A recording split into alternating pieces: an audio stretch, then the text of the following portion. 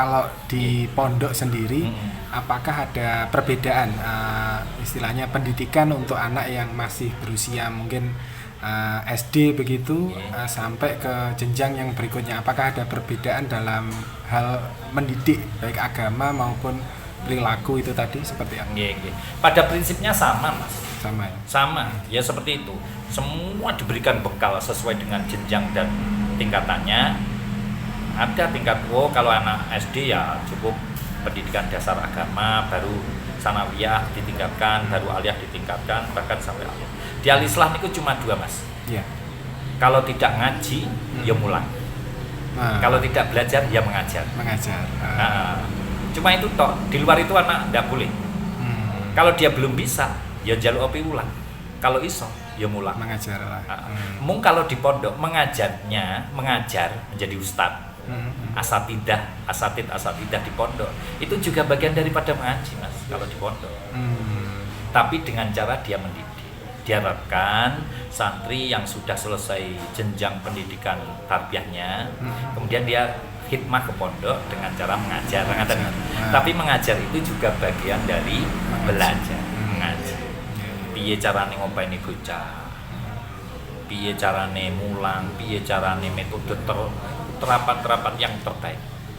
Dan dengan perkembangan teknologi saat ini, media sosial, internet, apakah itu jauh lebih susah, Gus? Sebenarnya begini kok. Ada pesantren yang ternyata sama sekali, walaupun formal, Mas, pesantrennya formal, tapi sama sekali tidak menggunakan media seperti itu. Peralatan itu enggak. Tetap membuka buku pakai buku. Kitab gitu. Kitab. Dan ternyata di dalam kontekstualnya juga enggak tertinggal amat. Pengetahuannya juga tidak tertinggal amat, bahkan kemurnian daripada pengetahuannya bisa terjaga.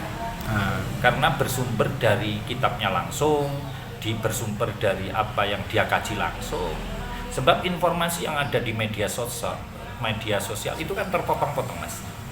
Terpotong-potong informasi yang lengkap, nggak komprehensif. Sehingga kalau pendidikan itu, khususnya pendidikan agama, ya kalau hanya mengandalkan sumber dari media sosial saya kira kurang bagus. Tetap harus ngaji kepada sumbernya agar tahu, agar betul-betul memahami ilmu satu qadiyah betul, tidak sepotong-potong. Sehingga lebih komprehensif pemahamannya. Terus terkait dengan di pondok Al-Islah ya seperti itu, Mas. Sing wis gedhe ya gelem mau mulang sing cilik ya gelem mau njaluk piwulang sing gedhe. Yang ya itu memang begitu, Mas. Kita terapkan begitu. Jadi nang pondok ini sene telu, Mas. Ngaji ya wis pokoknya tadi tarbiyah lah pokoke golek ilmu, maca, ngaji, wis ngaten kok. Sekolah niku sebagian dari kadang ngaji. Keloro jamaah. Wis pokoknya jamaah. Iso gak iso 5 waktu ngan jamaah. Dan yang ketiga ro'an. Ngerti ro'an, Mas? Apa itu? Ro'an itu kerja bakti. Untuk lingkungan. Pokoknya enak di kerja bakti ada. Agar anak itu tidak gengsian. Anak tidak cekidang-cekiding. Anak yo bersih peceren, yo masang boto, yo usung-usung sembarang, pokoknya ya kebersihan. Cak-cak gitu. Agar anak itu. Lah harapan pesantren mengapa kok ada ro'an? Terus itu karena agar anak itu dinamis. Dia tidak jogrok-jogrok. Sehingga diharapkan karena sudah menjadi sebuah kebiasaan, sebuah karakter, sehingga ketika pulang niku lek wayah anak nganggur niku mboten penak. Sehingga dia kok nganggur tuh urip niku mboten penak. Karena memang di pondok terus ngono ki, Mas. Ada kegiatan gitu. Ada kegiatan terus tidak pernah henti. Dan luar biasa karena itu sudah menjadi tradisi. Ya. Tidak ada anak pondok stres, Mas. Sing nyawang sing stres. Oke, nek kesel bocah. Tapi anak yang ndak apa-apa santai, Terbiasa. karena sudah menjadi kebiasaan hidup. Nggak enak sih pondok terus anak bocah stres. Ya mesti Mas. Sing delok kene keselin. Makane niku. Wong kadang ngaten niku hanya pindah bentuk kegiatan Mas. Bukan libur, tidak ada pondok libur. Misalnya malam Jumat, madrasah libur, ngaji libur. Sebenarnya enggak Mas. Kegiatannya tetap ganti. Misalnya jamiah, latihan khitobah, latihan pidato, latihan jadi protokol, latihan puisi, latihan ada kegiatan. Tapi bahasanya libur. Nah inilah sebenarnya apa itu takribus siasah, pendekatan melalui politik sehingga enak kesan libur seneng padahal cuma ganti kegiatan. Terus enak Mas di pondok pesantren Mas yang ini tidak kalah penting Mas. Yang kemudian ini menjadi prinsip piye keberhasilan seseorang itu ditentukan anak usia 19 sampai 29. Niki Mbah Yeto Hasan.